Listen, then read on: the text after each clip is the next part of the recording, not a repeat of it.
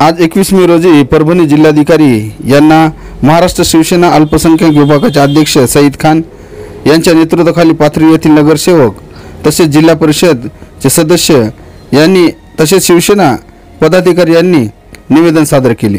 या निवेदनात असे म्हटले आहे की नगरपालिका प्रशासन पाथरी यांचा गलतान कारभार तसेच बेजबाबदार कर्मचारी यांची तक्रार करण्यात आली। तसेच नगरपालिकेतील भ्रष्टाचाराची चौकशी करावी अन्यथा पाथरी नगरपालिकेला कुलूप लावावं असे सईद खान यांनी सांगितले। पाथरी शहरात गेल्या 20 ते 22 दिवसांपासून पाण्याची तीव्र टंचाई असून नगरपालिका प्रशासन याकडे डोळे झाक करीत आहे तर कर्मचारी उडवाउडवीचे उत्तर देत आहे।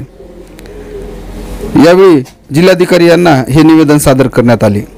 या प्रसंगी परभणी शिवसेनेचे जिल्हाध्यक्ष नाना टाकळकर, शिवसेना नेते माजुलाला टीका खान, जिल्हा परिषद सदस्य दादासाहेब टेंगशे, चक्रधर उगले, नाना चिंचाने, सर्जेराव गिराम, पाथरी नगरसेवक युसुफुद्दीन अन्सारी, विठ्ठल रासवे, हसीब खान, इरफान सेठ, सतीश वाकळे, साजिद अली, सईद अन्सारी, मुजीब आलम, अनिल ढवळे, याहीन खान दुरानी, दिलीप हिवाळे, हनीफ खुरेशी, अब्रार अन्सारी, हाशम शेख, हेलार कदम, हबीब खान, प्रताप शिंदे, अजिम तांबोळी, मुस्ताफ अन्सारी, डॉक्टर वैराड यासह अन्य शिवसैनिक यावेळी उपस्थित होते।